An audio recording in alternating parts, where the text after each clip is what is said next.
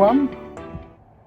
It's about time I did another one of these of my prostate cancer journey videos, and it was pointed out to me today by someone who I met for the first time but who'd watched at least one or two of my videos, that in fact it's the last time I did an update was back in March, and it's now the 26th of May. And the reason why I'm recording this one is because circumstances have changed. The last time I spoke to you, I think, would have been around, kind of beginning of the lockdown, because I'd received the news that, yes, Mr. Hyde, I know that you were getting yourself all ready to get yourself zapped and come in for your radiotherapy treatment, but in fact we're putting everything on hold because of the coronavirus crisis, and for an unspecified amount of time. And based on the conversation I had with the guy, and based on all the news that was coming out from the government and everything, the way that the pandemic looked, in my head I'd sort of got it that, okay, so probably the radiotherapy isn't going to start until something like August, maybe. I thought so. Maybe I was going to be having my radiotherapy kind of August, September, and then, begin recovery kind of October sort of time. But in fact, I got a call last week, a week ago tomorrow, saying, things have changed, Mr. Hyde. Would you mind coming in next week on the 27th of May for your CT scan? And then we plan to start your radiotherapy on the 15th of June. So that's basically kind of a couple of months before I had it in my head that it was going to happen. Now, obviously in some ways that's good, because it's like, well, and a lot of people say, Henry, that means it's all going to be over and done with, and, much sooner than expected. Yes, but anyone out there who's self-employed who knows what it's like when you've made plans and you've looked at your diary and thought, right, well, okay, I can manage to get this and that done before it all starts, and suddenly everything's kind of moved forward by a couple of months compared to what you were thinking. That comes as a bit of a shock. That's the first thing. And secondly, it's like, wow, that really screws up the schedule I'd planned for myself. So, however, it's got to be dealt with. That's what they want to do. But the other thing that goes with this, of course, is, as I've already mentioned, it's undoubtedly going to affect my income. And the person I spoke to on the phone last week said, because I said, what about side effects? I'm concerned about side effects. Fatigue, let alone anything else that might be happening, like the radiotherapy could end up giving you, irritable bowel syndrome, effectively.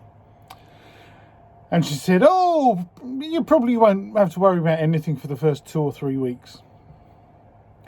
Well, given that the radiotherapy is scheduled to go on for something between 7 and 8 weeks, of course, that makes me think, right, so for the last 4 to 5 weeks of treatment, it sounds probable that I will be suffering from side effects.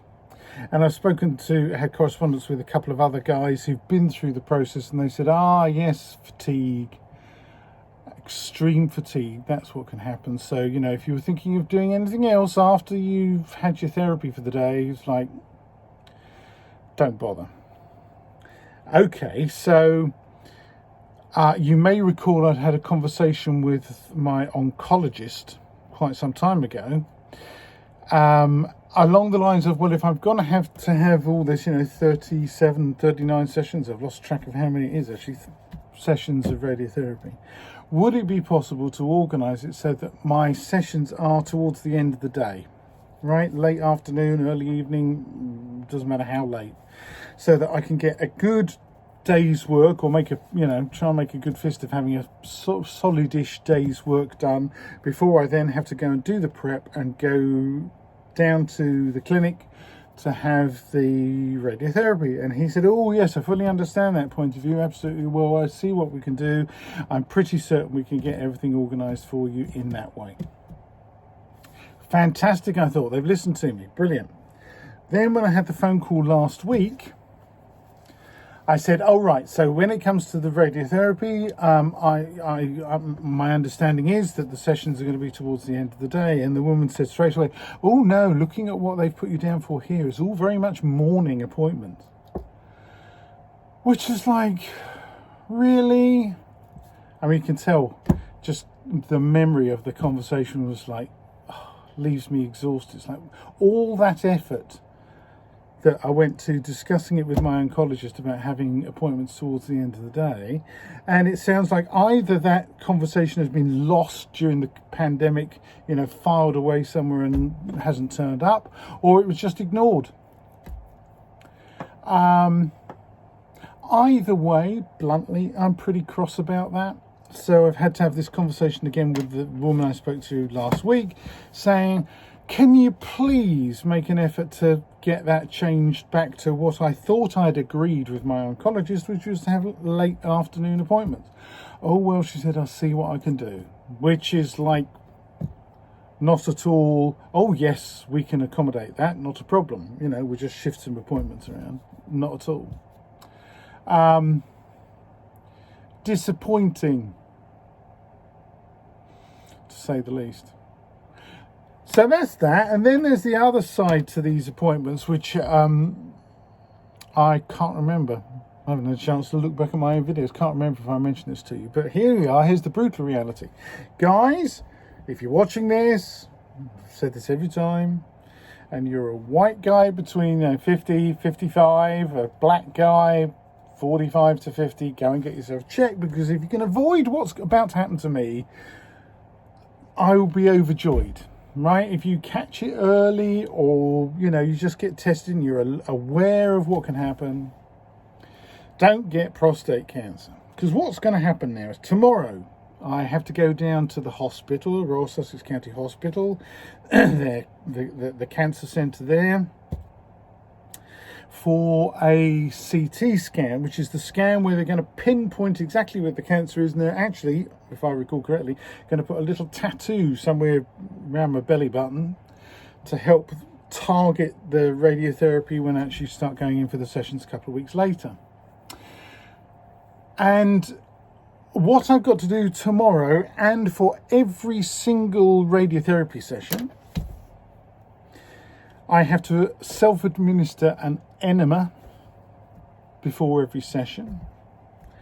So for tomorrow, I've got to, and because of the COVID crisis, they've not been able to send anything out to me either by courier or by post. So tomorrow, what joy! I've got to go to the Sussex Cancer Centre.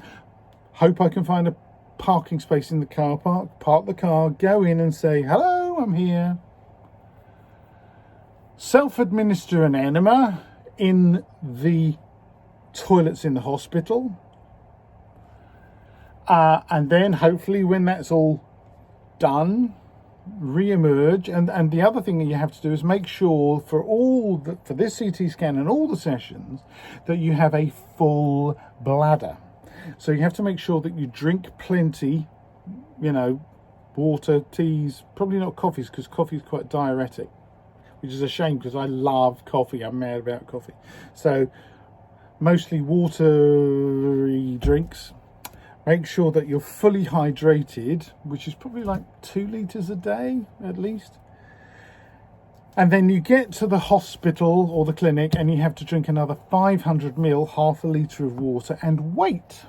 Go and sit in the car. I mean, it would be, if it wasn't the COVID crisis, sit in the waiting room. But in the current crisis, no, we're not having people sitting around because of social distancing. So go and sit in your own car, or I don't know, walk down the seafront or wherever. Hope it's good weather. Do that, and you've got to wait for like 40 minutes so we know your bladder is full. So in other words, when we do this CT scan and then all the radiotherapy, effectively, you've got to be bursting for a piss, right? You're going to have a bladder so full you're thinking, actually, I don't want to lie down in some machine that's going to zap me. I want to go to the loo. That, ladies and gentlemen, primarily gentlemen, that's the reality. Full bladder. and empty bowels. Now the reason is apparently they're going to zap the prostate gland through the bladder, right? So the rays pass through your bladder into your prostate. And what they want to do is you have a full bladder, so apparently that pushes your large intestine, your bowel, out of the way as much as possible, so that the danger of the radiotherapy affecting your bowel is minimized. So the thing is, if you turn up and they put you on the table and they turn on the machine, which has obviously got kind of an X-ray facility as well, and see that your bladder's not full enough, they're going to say, I'm sorry, Mr. Hyde, you're going to have to go and drink some more and wait. We're going to have to bring in the next person. You're going to have to wait for another slot, or even might send me home because your bladder's not full enough. So they're not kidding about this, right? It's like you must have an empty bowel and a full bladder. Now, they don't tell you about that when you first get diagnosed with prostate cancer. It's all these little things, all these little surprises, all these little kind of mini humiliations that come along that you learn about only just in time for the thing to start. It's like, really? So again, it's like, God, if you can avoid going through what I'm about to go through. Because the thought of it, I've got to be honest with you, it's bloody horrible. The thought of having to give myself an enema, even if it's just what's called a mini enema, so we're not talking about great big tube up your backside and pints of water and that kind of stuff. It's a mini enema. You break off the tip and squirt it up your backside. But still, then you're dealing with the subsequent consequences of doing that, and obviously making sure that you're near a toilet, because when the urge comes after you've had an enema, it's like, oh, I hope that toilet is not occupied. So it's just, and hoping, and particularly, tomorrow I'm going to be in the hospital toilet. I hope that, they're regularly cleaned.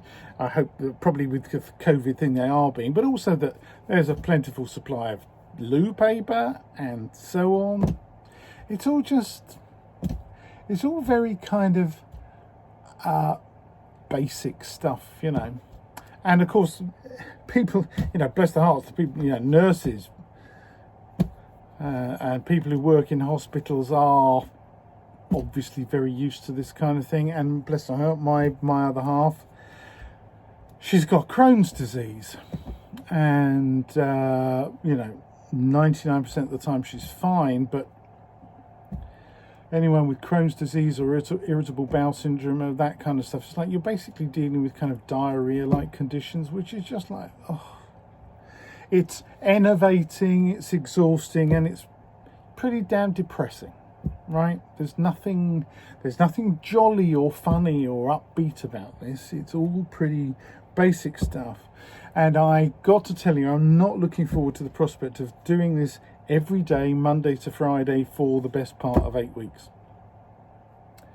That's the reality. So that's kind of the update on where I am with the actual treatment. It's like, wow, it's actually going to be happening. So obviously just got to grit my teeth and deal with that. Fair enough. On the other side of things, what I've also been honest about with what I've been going through with the hormone treatment. And it's been a couple of months since I've spoken about that. Oh my God. Okay, on the upside, I may have mentioned back in March, did I, that I was prescribed some medication that helped to mitigate the hot flushes. So I'm delighted to report that since then, medroxyprogesterone, I think it's called. Since then, I don't think I've had a hot flush. If I look hot today, it's because I'm up in the attic with the acoustic curtains closed behind me. I've got 2 fans on because it's still well over 20 degrees centigrade and it's warm up here, but it's not hot flush stuff. So I mercifully have been free of hot flushes since they started prescribing me those tablets. But when I did the re-up of my prescription, the pharmacist, in fact, I had a great conversation with the local pharmacist from my GP surgery. Very considerate, empathetic woman, was lovely, because what had happened was, because I've got type 2 diabetes as well, and I get tablets for blood pressure and blah blah blah. I've got quite a cocktail of tablets going on, and annoyingly they're almost all white and round, which is like, really, can't they do them different colours? But anyway, the medications had all got out of sync. They'd overprescribed some and underprescribed others, so it was like some tablets were about to run out like the next day, and others I had like 6 weeks worth left. It's like, so I called the surgeon and said, can something be done about this, please? And the pharmacist, the practicing pharmacist, called back and has sorted that out for me. Fantastic. And in the process of that, she also managed to make a change, because the medroxyprogesterone tablets I was given initially were tiny little things. At least they were blue, so I could tell them apart from the others. But they were tiny little things, like 5 milligrams each, and I had to take 4 a day in one hit. And I said, isn't there such a thing as a 20 milligram tablet? And she said, oh, funnily enough, no, there isn't, but there are 10. So I've managed to reduce it from 4 little blue pills to 2 white pills, giving me the same dosage. But anyway, it means I've not gotten any hot flushes, so that's been terrific. It's kind of a partial return to normality. Where the effects have not been remotely mitigated is emotionally. Oh my God, in the last couple of months I've had some absolute emotional roller coasters. All kinds of stuff has bubbled to the surface, and I think I might mention before that just sudden emotional episodes, totally out of nowhere, totally out of left field, totally unexpected, like I'm feeling fine, and then something pops into my head and tears are streaming down my face. It's been a particularly bad couple of weeks because of other emotional things. We've got 2 cats, twin sister cats, bless their hearts. They're both, they're approaching sort of 17 years of age now. And, people with pets know that as pets get older, like people do, things start going wrong, and you spend a fair amount of time going back to the vets, and sometimes it's minor things, and sometimes you're thinking, okay, is this going to be the last trip to the vets with this pet? Which is, anyone who's been through that, that it's ghastly, even at the best of times. And what happened in the last couple of weeks, first of all, I think it was last week, Bibby, one of our cats, got a urinary tract infection and suddenly was behaving very strangely and was very poorly, so we had to whisk her to the vets. And because of the COVID crisis, you can't go into the vets with your pet. You have to sit outside in your car whilst you leave your pet on the doorstep, they take it inside, and then they phone you with what's wrong with them while you're sitting in the car. It's all hugely stressful, because you're thinking, okay, we've just given our pet over, are they actually going to come out of the vets? Because I feel really strongly that if we, it's probably going to happen someday in the not too distant future, if our cats, our babies, need to be euthanized, I want to be there. I don't want them to be just with strangers in their last moments.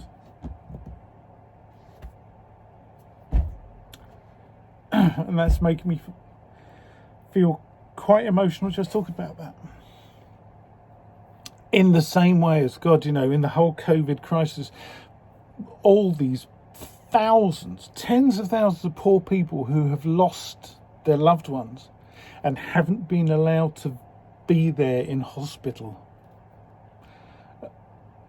at their deathbed. That's appalling. That is such a fundamental human right, symbol of human dignity, that if at all possible, if you're going to die, you want to be amongst your loved ones. And the same, let's be honest, our pets are members of our family. They're definitely members of our family. You know, if you've had any pet for any length of time, you know, it's the way it is. So, however, you know, I know of some people who've told me, you know, what they've had pets that have had to be euthanized and they couldn't face it, they couldn't bear it.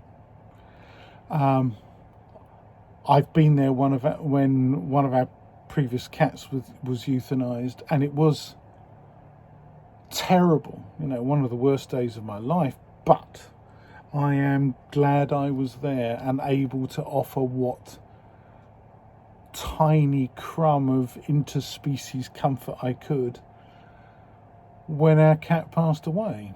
And the same applies to our two girls now, that, you know, if they have to be put to sleep because of their, you know, increasing, I mean, this is the thing, they've got the kind of disease like kidney disease that if you're a human you could have dialysis or you get a transplant or something like that, but they don't do that with cats and dogs. You know, when it reaches the stage, if a cat or a dog reaches full kidney failure, they say, you know, really sorry, there's nothing more we can do. So I want to be there. There's this awful feeling, you know, that Bibby's taken inside. If they say, I'm sorry, you know, she's in a really bad way, there's nothing more we can do, we're going to have to put her to sleep. And then, so would you mind waiting out in your car while we do it? Pardon my French, but fuck that. You know, I don't care if I had to go home and put on full scrubs, you know, or a head-to-foot bin liner or something. I don't care. I want to be there. And this is something I, you know, plan to discuss with our vets, that, you know, I don't care what it takes. You know, if they get the drugs ready, all connected up, and they leave the room and I go in and I'm the one who pushes the plunger, that's what I'll do. You know, this is horrible stuff to think about, but there we are. So that, you know, so Bibby and being in that situation, unfortunately, they've, you know, given her some antibiotics and she's better now. I won't say she's fine now, but she's better now, and her equilibrium has been restored. But that was, for both me and my other half, a highly stressful and emotional episode. And I have to say that it was bad. And what made it worse was, because this happened on the same day as I got my call from the hospital about them moving forward my treatment. So the situation, if you can imagine it, was, and this may sound entirely trite to many of you, and fair enough, but I'm giving you the honest truth about, you know, how emotionally this hormone therapy affects me. I mean, I would have been upset and affected, I'm sure, anyway, without the prostate cancer and the hormone. But we'd been to the vets, and we had to leave Bibby there because they were going to do some blood tests and run some other tests and stuff on her. And then they said, oh, we'll call you at home when you get back home and let you know what we're doing, and she'll be recovering, and then you can come and pick her up again and pick up, you know, medication. So we'd gone home and we were both kind of just like, oh God, you know, hope she's all right. And it was, you know, my phone rang, and one of the things that I've noticed about both the hospital and my vets is when it comes up on the phone as no caller ID, right? So the phone rang, no caller ID. So we think, oh, it's the vet to tell us about Bibby. And in fact, it was the hospital to tell me, oh, yes, you know, you'd made all those plans and we'd made all these arrangements. Well, it's all just been, you know, overturned, thrown on its head, and you're going to have morning appointments probably, and we're doing it starting next week, you know, tomorrow. Oh, my God. Well, after I put the phone down, I was in pieces. I think the combined stress of the cat and then getting this news from the hospital, I was absolutely floored. And it's a good job there was a gap of a few hours before we then got the call, actually. Oh, Bibby, blood test come back all right. You know, she's got a UTI and we're going to give her some antibiotics then. Because all I was capable of doing for those interviewing few hours was just sleep. I just, to be blunt with you, pretty much cried myself to sleep. Which is exhausting. Anyway, so Bibby came back and was fine and regaining some emotional stability, and then where are we? It's Tuesday, isn't it? So yesterday we woke up, went into the lounge where we have an aquarium which houses a goldfish. Now, this is crazy. Goldie, we called him. I never knew whether it was actually him or her, but him, we've always called him, who was rescued, a rescue goldfish. You know, bit of a funny story. 10 years ago, Anne and I were sitting downstairs in the lounge watching the television. This is when our two cats were still relatively young and exploring the neighbourhood, and we heard the kind of bang of the cat flap as one of the cats came running in and ran down our stairs, because we live in a maisonette, so we're lounging, everything is upstairs, and then we have a stairs leading downstairs to the hallway and stuff. And then quiet, which alerted us, because normally we hear this bang, crash, and dub. What she'd done is she's been around one of the neighbourhood gardens, at that time, and got in a habit of bringing back baby frogs. Right now, little amphibians, bless their heart. I mean, frogs can obviously grow to a reasonable size. Baby frogs are generally quite tiny, but if anyone's heard a baby frog when it's cornered, the noise is unbelievable. They screech. It's unbelievable. You think, oh my God, have they brought home a blooming pheasant or something?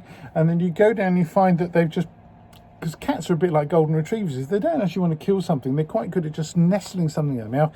And so you get this little tiny green frog sitting there shouting at you at the top of its voice, saying, what the hell? Put me back. And the number of times, oh my God, we've rescued these baby frogs and then had to find somewhere locally that's kind of damp, with water or whatever, and set them free, hopping away. Anyway, that's a few years ago. And then this one particular night, so we hear this bang, crash, she goes down the stairs, and then quiet.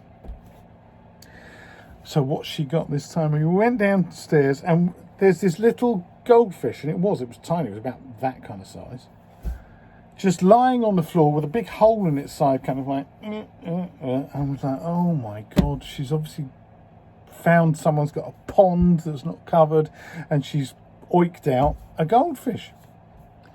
So we do the decent thing, oh dear, poor thing. So we pick up the goldfish and we put it in a washing up bowl with just a bit of water in it, and this thing's limping around on its side, and we cover it with a tea towel so it spends its last moments of life in peace and quiet, and we put it in the bath with the tea towel over it, and just shut the door and rest in peace, little thing. Anyway, about an hour later, I went into the bathroom, lifted up the tea towel, and the thing's still kind of oiking around on its side, going around in the bowl.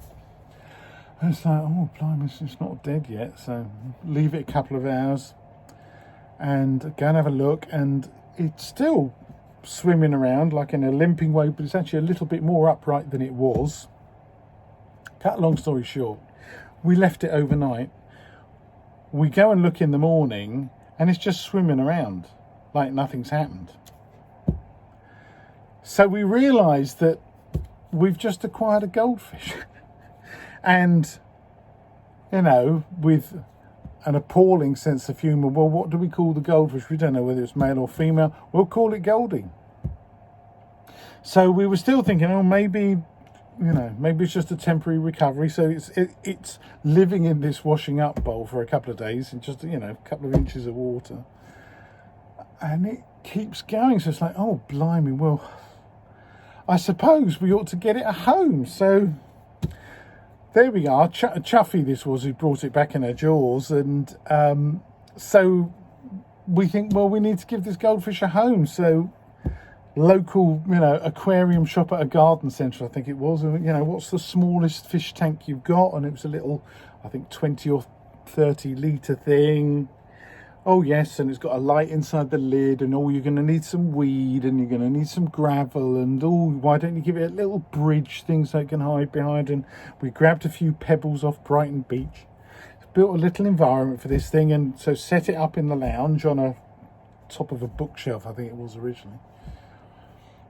And so effectively this goldfish becomes television for cats. The cats loved it because in the evening the light would be on inside the tank, and there's this little goldfish still with a scar in its side, swimming around going, oh, this is quite nice.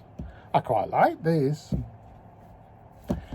Well, that goldfish grew and grew and grew. So it outgrew its 30 litre tank. So it's like, blimey. Then it got a 50 litre tank. And then a couple of years later, it got a 70 litre tank. And at this point, it was living in a 90 litre tank. Now, 90 litres, folks, 90 litres of water weighs 90 kilos, which is like nearly 200 pounds, right? So we're starting to worry about, if he gets any bigger, will the floor actually take a bigger tank? I was actually starting to think, perhaps I should move him onto a new home. But the other thing is, over the last couple of years, poor Goldie the goldfish started to get susceptible to various fishy diseases. Now, I'm not an aquarium expert. He'd been, I was talking about him to a chap in an aquarium shop a while ago and describing everything he'd been through. And the bloke said, yeah, what you got there, mate, is what we in the trade call a cast iron fish. It should be dead by now, but miraculously it survived. Because I've been doing all things wrong, and no, you shouldn't be giving it this sort of food, you should be giving it that sort of food and all the rest of it. And I just didn't have the kind of mind that could invest in, learning aquarium craft on top of everything else in my life. I did the best I could, and he was fine. He was good and healthy and kept growing and eating and needing new tanks for all that time. But as I say, the last couple of years he started to get what's called fin rot and stuff, and these horrible red streaks in his tail, and I was having to buy all sorts of medications, and reached the point where I was thinking he was swimming around more in a chemical soup than in water, just do these things to try and keep him alive. But he was surviving, and he'd have moments where suddenly, oh my God, he looked pristine again. He was a beautiful fish with great big, quite a big body. And I'm not joking, he'd grown from that to this, right? With beautiful, big, flowing tail, beautiful fish. And then we woke up on Monday and found him dead in the tank. And again, that came as such a shock because he looked absolutely fine the Sunday evening. That came as such a shock, and I just fell to pieces again. It was like whack. So Monday wasn't a good day, and obviously we had to deal with, we've actually buried him in a pot. Some people say, why don't you just flush him around the U-bend? You don't flush a thing that big around the U-bend, and it just felt, he was a pet, we loved him. What can you say? I mean, as much as you can't communicate with a fish in the same way as you can communicate with a cat or a dog or anything, but he recognised us, he acknowledged us, when we came to feed him, and he was just a presence. It's hard to describe, isn't it? People who really love fish and aquarium will understand what I'm talking about. And I was surprised how much affection I felt towards a fish. Sounds crazy, probably, but particularly because we'd rescued him and nursed him through all his various illnesses and stages and all the rest of it, and not to mention invested quite a lot of money in him over 10 years. And then suddenly there he was, lying on his side at the bottom of the tank. So yes, a day spent burying him, cleaning out the tank, making everything ship shape again. It was just a very, very upsetting day. So there we are. That was yesterday. Still managed to get some work done, miraculously. And then today our other cat, Chuffy, started pissing blood this morning. And we had to rush her to the vet. And it turns out that she too has got a urinary tract infection. And we've just had to spend a chunk more money on her. And, you know, just like Bibby, the two of them have both got kidney disease. Bibby's more advanced actually than Chuffy, but Chuffy was looking very weak and wobbly and everything. And again, there we go. Trip to the vets where we're thinking, is this going to be the last trip to the vet with Chuffy, our other cat? Fortunately not. She's responded well to some antibiotics given by injection. We've got some other tablets and stuff to give her. We've got to keep an eye on her and monitor and probably take her back for a checkup in a couple of weeks. But again, it's just like, really? All this stuff being thrown at me.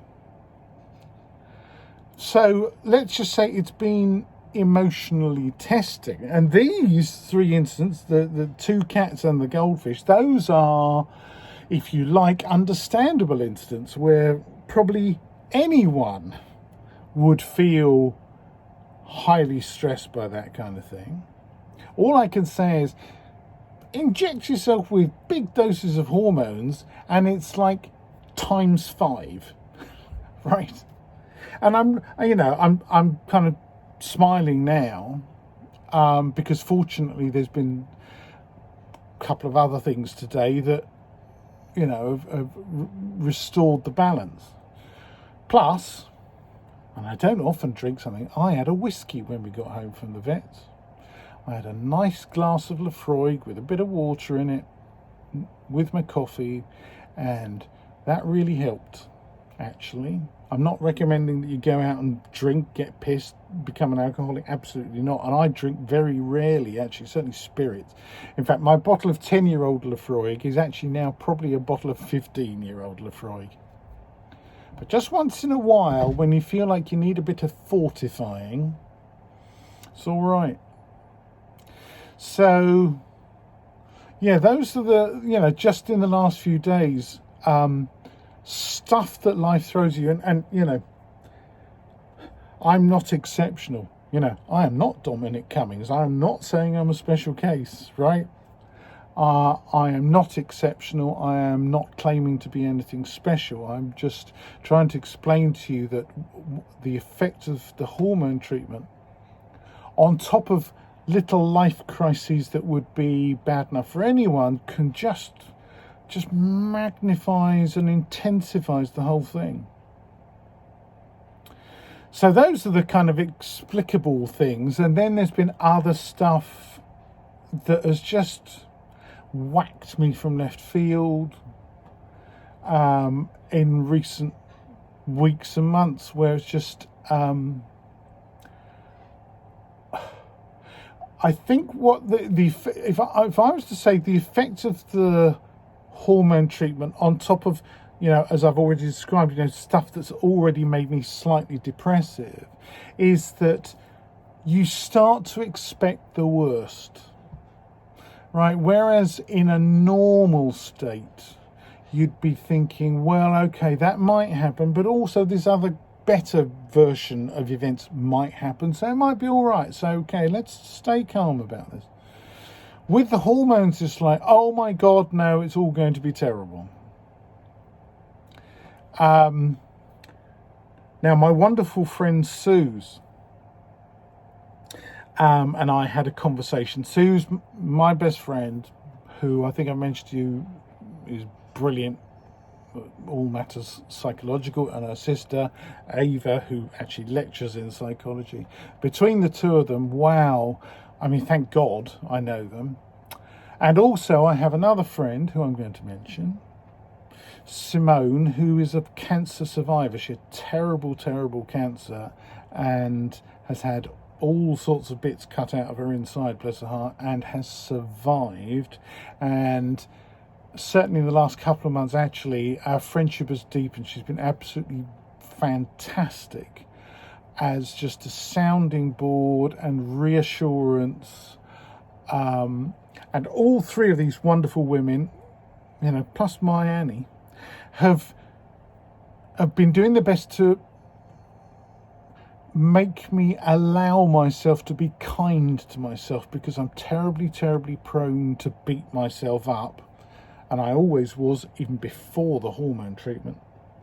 And there have been times in recent months where, oh my God, they've got this voice inside my head that just unleashes itself at me.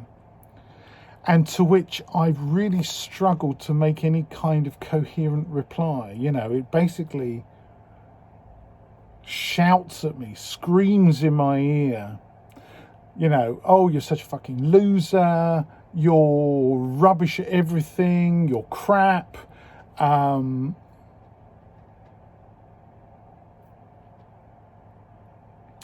sometimes much worse things. Basically, why are you bothering to clutter up the planet? That kind of bad stuff. Why are you bothering to exist? This is serious stuff. And it was obviously latent inside me somewhere, and the hormone is just kind of like, oh, that padlock on that thing, click. And it's just, from time to time, unleashes, not just from time to time, but unpredictably as well, just unleashes this demon on me that leaves me, how can I describe it? Incapable of responding to it. It's like, you know, you're a welterweight and you get in the ring with a heavyweight and you're just being beaten to a pulp. You have no response, which is fucking awful. You know, I can't mellow that. It's a terrible, terrible feeling, and I'm quite certain that there are people out there watching this video who may well recognize that in themselves. Now, if you're lucky, you've got some loving people around you who reassure you that actually, yeah, you're not rubbish, you're not valueless, you're not a piece of shit. We wouldn't love you if you were. You know, and here are the reasons that we love you and the reasons that you need to store up to respond to this horrible voice that's inside your head. You know, it's like, imagine you've got here's your two shoulders. Well, I've got this nasty, horrible, evil devil on this shoulder, and what I need is a little angel on this one, so that when that one pipes up, this one can come up and say, shut the fuck up and go away, right? And restore my equilibrium. And that's what I struggle with. Now, Suze was explaining to me that, you know, actually this is a good way of showing it. Our brain, right, is a bit like this. We've got, if you imagine the thumb, that's the amygdala, okay? That's our lizard brain, our ancient lizard brain that's all fight and flight and sex and all that kind of thing. And then the outer layers of the brain over the top are all the ones that do the conscious thinking and the reasoning, and they filter both what goes through to the amygdala and also what comes out of it, okay? So it acts as these thinking, intelligent parts of the brain balance out this bit, okay? The trouble with the hormones is, the way Sue's put it is, it lifts the lid so that everything you encounter goes through unfiltered. So your thinking brain, right? So imagine this impulse comes into my head that, oh, I'm completely useless, I'm a waste of space, I'm crap, I'm useless, right? This part of the brain, normally we go, now come on, you know, steady on. That's a bit much, don't you think? Because we've got all this other evidence that we've accumulated over, 59 years coming up, that actually that's not true. Yes, you make mistakes. You're a human being. We all make mistakes, but you are not your mistakes, right? You make mistakes, but you aren't your mistakes. You are capable of correcting your mistakes. You're capable of learning from your mistakes. So, Mr. Amygdala, sorry, shut up, right? In the circumstances like, Jesus, I'm in a building and it's just caught fire. I need to get out of this building. Under those circumstances, this bit goes, oh, okay. You're good at that kind of running away thing. Or conversely, as has happened to me several times in the past, you realise someone's about to attack you, okay? You might not know this about me, but I have been attacked in the street a few times, found myself in dangerous situations. If you stand there thinking, now, do I think I can reason with this chap, really? This part of the brain is going, Henry, he's holding a fucking baseball bat and he's coming for you. Get that out of the way and respond with your instincts, okay? Which is either run away or, as I've done, hit him first, confront him, make him back down. Now, I'm lucky because I've had some martial arts training, okay? And so I recognise instantly without having to think about it, actually, because I have trained my thinking brain to get out of the way, and so my response has become instinctive that person's holding that weapon, which means he's either still outside the killing zone or he's just stepped into it. And if he's only got fists, I know, they have to come a lot closer. If he's holding a long thing which you can swing, right, you need to calculate just instantly length of his arm plus length of thing. Is it capable of connecting with me? If it is, either step outside that zone or get inside it and hit him first or take the thing off him. And I've been very lucky on a number of occasions in the past to have responded correctly and overcome attackers. Now, that's an example where actually you don't want the thinking brain to clog things up. You don't want to be standing there. Now, is he 1.6 metres away or 1.5 metres away? No. Through practice and training, you just instantly recognise he's in or he's outside of that zone. Okay? Now, the number of times, it's only really genuinely in fight or flight situations that you want that to get out of the way. So this instinctive thing, which goes back, eons to our the things that, whatever they were, that crawled out of the sea onto the mud and then turned into other creatures, their instinct of fight or flight. There are very few occasions when you want that to be in charge. And even when that has been in charge in a civilized society, you want to be able to say, okay, that bit's done its job, thump. Okay, let's lock it down again. Thank you very much, because now we need to make conscious decisions about, I need to stop hitting that person, or, am I, is the situation over or not? You need to make calm, intelligent decisions about those sort of things, right? And anyone who's had any kind of martial arts training or has been in the armed forces or the police force or anything like that learns this stuff. So, the problem is that with the hormone treatment, that happens. Like the slightest thing, the slightest thought of something bad, dark, upsetting bubbles up, and it's like there's a faulty catch. If you've got a garden gate or something and the catch isn't working, the gate keeps swinging open. That's exactly what's happening to me. That is kind of like a bit wobbly, and the slightest thing and boom. And whatever it is accesses this bit immediately. That is not helpful. Because this bit is that awful demon sitting on that shoulder that thinks I'm just a pile of shit and barely deserve to exist, which is not good.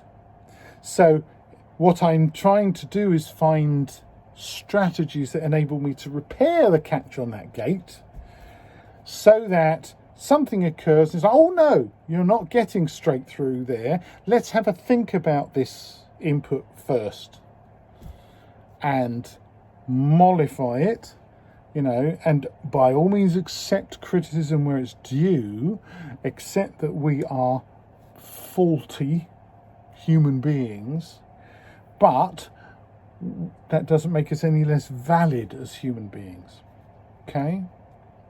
That we have to find a way to be kind and considerate to ourselves first, because the other thing I don't want to happen is I beat myself up so much that I become a burden on or useless to anyone else.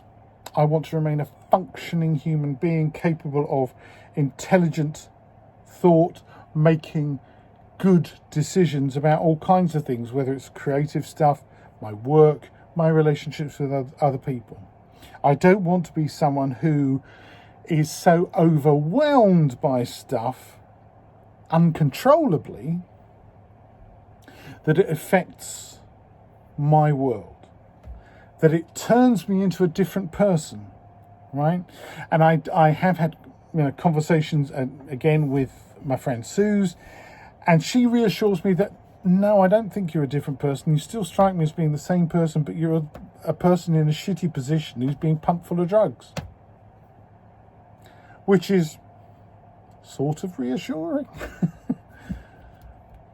But these are the kind of questions that you end up having to confront because of the hormone therapy that you're given for prostate cancer. And of course, a lot of it is tied up with the fact that with the hormone therapy, as a man, your testosterone goes right? It's through the floor. So the kind of responses, I don't know, masculine, we'd like to think rational, analytical, intelligent responses that we pride ourselves on, or have prided ourselves on in the past, that faculty's, in its natural habitat as well, that's gone out the window. So what I'm having to work on is, if you like, artificial constructs to try and counter those bad thoughts. So even though, my natural testosterone and, that part of my brain that would normally cut in isn't functioning in a normal way, I'm trying to work out strategies that effectively can be a substitute for that. And one of the things that I'm doing, I haven't got around to doing yet, and anyway, I couldn't show you because I'm recording this on my phone.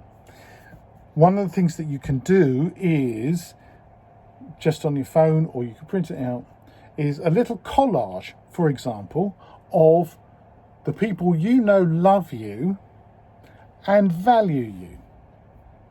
So that when this devil pops up and says, oh, you're shit, no one loves you, you can literally flip to that little collage on your phone and say, bullshit.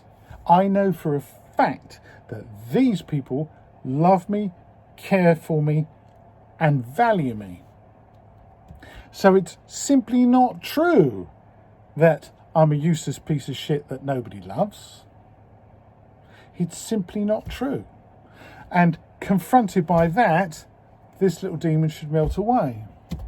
Also, anything else you can think of, over a lifetime, coming up for 50, I'm 59 on Friday, by the way.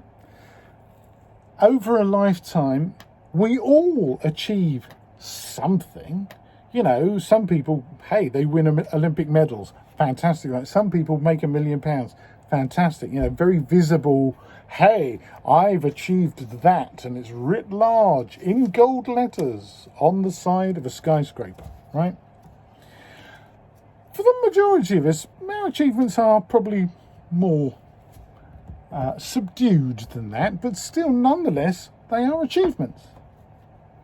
And in my lifetime, crikey, I was in the rugby team for England under 16s and under 19s, right? I threw the discus for my county at 3 national championships.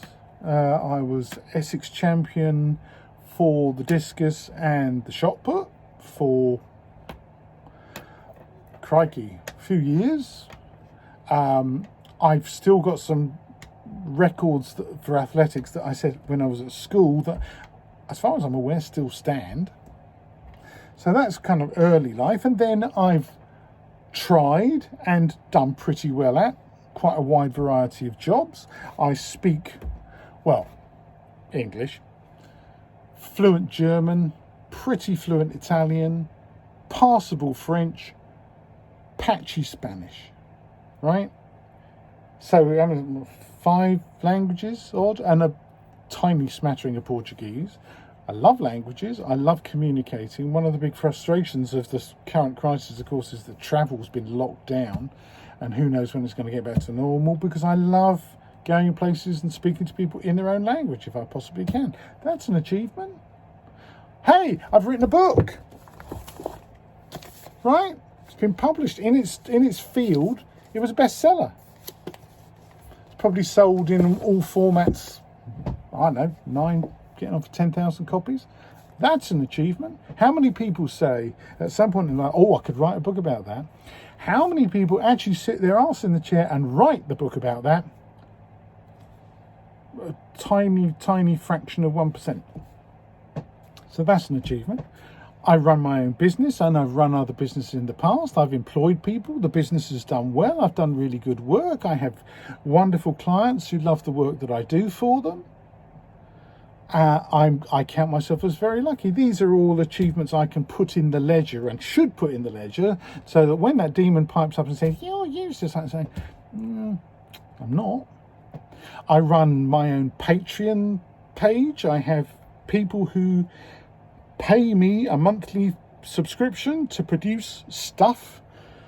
I taught myself to podcast. I've taught myself to vidcast. I've now produced of my wargaming podcast, I have produced 55 ones that are going public, plus a whole bunch of other ones exclusively for patrons and stuff. I've been on other people's podcasts. Probably I've now been on, one way or another, over 100 podcasts. My last podcast that I did just a few days ago was with a professor of military history at one of the world's leading universities dealing with that teaches military history. He's one of the world's greatest authorities on the First World War. He asked to come on my podcast. I did a nearly 3-hour podcast with the guy. Lovely guy. We chatted for ages. The patrons love it. Now, how many people get to do something like that? Get to interview people, crikey. I've got his books. You should see his books, And he, Professor Tony Pollard from Two Men in a Trench, archaeologist who's on the telly all, loads of the time, based up in Scotland. He's been on my podcast twice. So I've got to effectively write this down, and what I need to do, take the time to do, is effectively put, it sounds awful, and under normal circumstances I certainly wouldn't do it, but it's almost like you have to create your own bragging book for when that crisis hits and that voice is telling you are shit and useless. You've got evidence. There it is on the page, printed out on your computer, whatever, on your phone, that says, "No, I am not shit. I am a human being with as many rights as anyone else, not to be bullied by this voice inside me. I'm not claiming to be special, but I've got evidence here that says I am not shit. I am good at what I do. I take pride in what I'm doing. I'm an honest man. You know, I'm boringly honest. You know, I don't think I've ever done anything. I might have nicked some sweets when I was a kid, but basically I've never done anything dishonest. Sometimes I paid the price for that, do you know? Because I found myself in the company of people who are happy to bend the rules to suit them. But that's another story for another time. But I am not rubbish. I have value, and that voice, when it appears, is not going to have an easy time of it anymore. You know, when it, I'm forgiving myself and being lenient on myself. Like I say, in the past week, it's just been this torrent of actual life stuff, which is really hard to confront. And obviously on top of the strain of suddenly having my circumstances changed and being told that, you know, oh yes, you thought you were going to have a couple months more before we started on you, Mr. Hyde. Oh no, sorry, you're not. So that's kind of overturned a lot of things in my brain, but I'm not going to beat myself up about it because it's not my fault. And that's one of the things you have to work against, is that the hormone thing can just make you feel like you're rubbish and that everything's your fault. It's not. I didn't ask to get prostate cancer. I didn't cause my prostate cancer. It's not like, as I've said in previous videos, it's not like, yeah, I smoke 50 cigarettes a day, which I used to. Oh, lung cancer. My fault, right? I could have done something to prevent that. In fact, I did. I quit smoking a long time ago. With prostate cancer, I did nothing. I didn't deserve this. It's happened to me. And so the dealing with something that has just happened to you is a complicated thing. And you need to remember that. After this video, you're going to remember that, aren't you? That's the amygdala, the lizard brain, and this is the thinking part of the brain, all your frontal lobes and all the rest of it that does all the kind of clever stuff, right? But I didn't ask for that to happen. The hormone therapy's done that to me. So I'm working on, and if ever it happens to you, you're going to have to work on strategies to fix that hinge. Okay? And that's what I'm working on now. So despite, hey, they're going to start zapping me, and hey, I've got to do enemas on myself, and hey, I've got to lie there in the machine with a full bladder thinking, God, I hope it gets finished soon. I don't want to wet myself. In spite of that, I'm feeling positive. And there's one other thing I want to say, because I want to send out a thank you to someone who I met for the first time over the internet. Jason, if you're watching. This man is the owner of all things, a company of accountants. Bit more than that, they do business consulting and all sorts of other stuff, and he's a very interesting guy, and I met him for the first time today because one of the things that have been nagging at me, you know, this all your shit, you're useless, oh yeah, was all to do with my finances, the operating of my business and all the rest of it. And I've had a tough few years. There are reasons, and again, I'm not beating myself up about it, because there are reasons why actually my business has got a bit jumbly over the last few years, including the fact that the accountants who were looking after me suddenly changed, suddenly sold their business to this new guy. And I didn't, you know, I'd had no real contact with the new company. I was feeling a bit kind of left out on a limb, you know, and do they actually give a monkeys about me, and are they actually interested in what I do, and am I just a tiny minnow swimming around in this vast ocean of sharks? Do they actually give a shit about me? Well, this chap Jason today proved to me satisfactorily, way to my satisfaction, that yes, they do give a shit. And in fact, if I was worried that I might have been left out of the cold compared to my previous firm of accountants, whoa, I am impressed, because this gentleman, a conversation I had with him today that ran way over, we were supposed to talk for an hour and I think we ended up talking for nearly an hour and a half. Absolutely brilliant. I've come away feeling like, wow, they actually give a shit. Wow, they're not just numbers people. They actually know and understand how small businesses work and operate, and the stresses and strains they're under, and the kind of financial constraints, and particularly at a time like now, where hundreds of thousands of tiny businesses, micro businesses are struggling. They've got interesting ways to approach the future, and he gave me, at the end of the conversation, we've agreed to talk again in a couple of weeks. And I just came away thinking, God, at last, I wish I'd met these people years ago. So thank you to Jason, who's also a chap of a certain age, who has assured me he's paid attention to, because he's watched one of these videos and he's gone, ooh, I'm that sort of age, perhaps I should pay attention. So well done, Jason. And thank you, because out of all the other shit that's been flying around in my life in the last few years, and particularly since my cancer diagnosis, that's been one of the most encouraging conversations I've had to do with my business and my financial future. It's one of the most encouraging conversations I've had in a very, very, very long time. And anyone else out there watching who is in business for themselves, self-employed, one-man band, micro business, whatever it is you do, you will understand exactly how important that is, not only to your financial well-being, but your psychological well-being.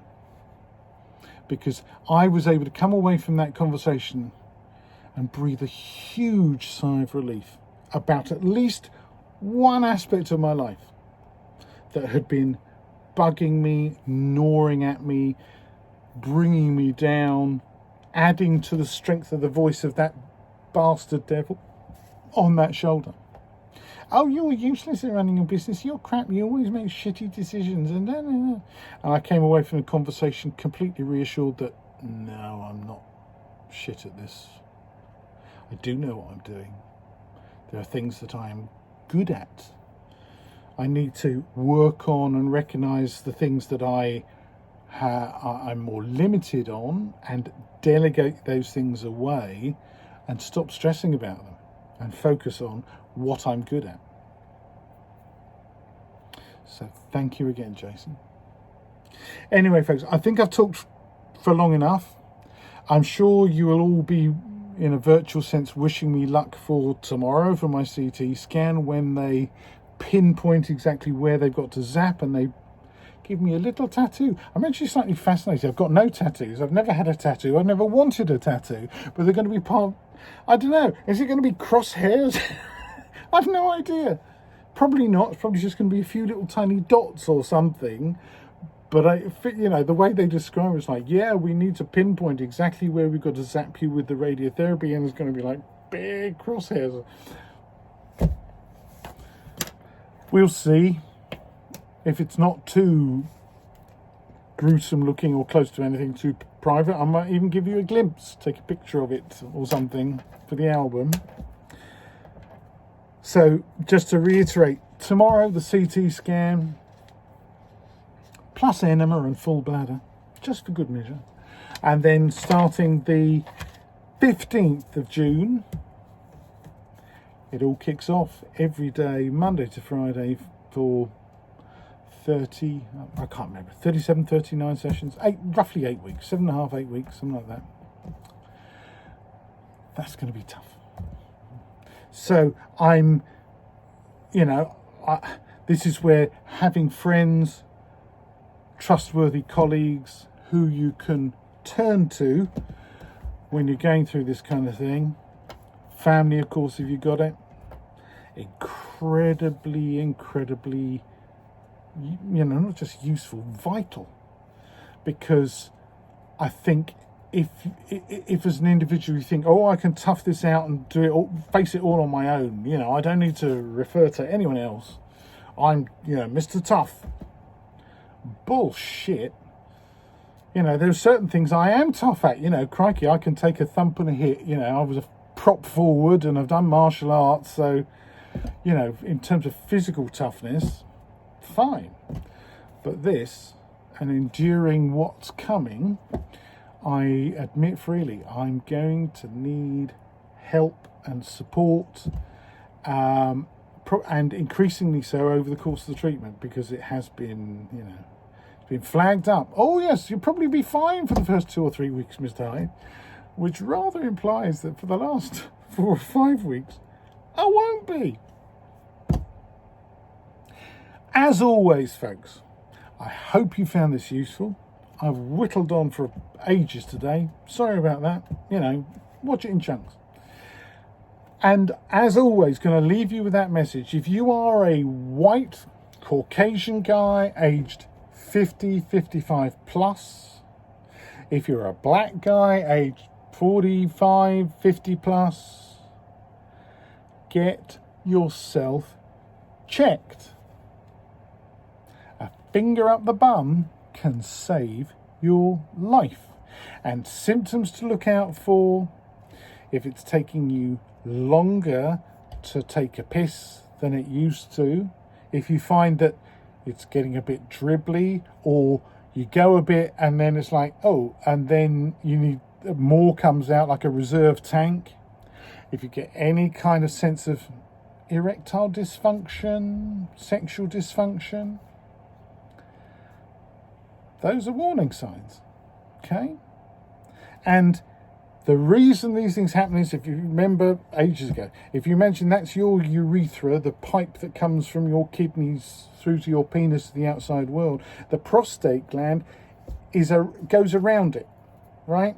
It squeezes it, and if it gets enlarged for any reason, whether it's prostate cancer or it could be something else, could be just prostatitis, which is another thing, what happens is it squeezes on that tube.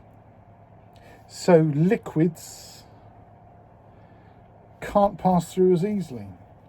And some people, in fact, it can start getting things backed up, so it can actually start affecting your kidneys and stuff. So the sooner you get it checked, the more likely you are to have a good outcome. And if you remember, this all started because one lovely nurse, Elizabeth, asked me one last question on that last day of my last diabetes checkup, which was, can you think of anything else that might have changed at all since you last saw me 6 months ago? And instead of me thinking, oh God, I've got to get out, I must get back to work or anything like that, I realised this is important. This is my opportunity to just say whatever I think. And I said, well, I'm probably imagining it. It's probably nothing, but I think it's taken me a bit longer to have a wee than the last time I saw you. And she said, aha, let's just take a bit more blood. And that last fraction of a conversation potentially has saved my life. All right, folks, you take care, look after yourselves, stay safe, because we're still in semi-lockdown. Let's not get too political about the mixed messages coming out of Downing Street, but let's just say stay safe, and I'll see you next time, probably after I've had this CT scan, and maybe a couple of weeks once I've had, or I'm about to have, my first radiotherapy session. assuming that in the intervening couple of weeks at least, I will probably have been given more information that I can pass on to you. All right, everyone. Thanks ever so much for watching. Take care. Bye.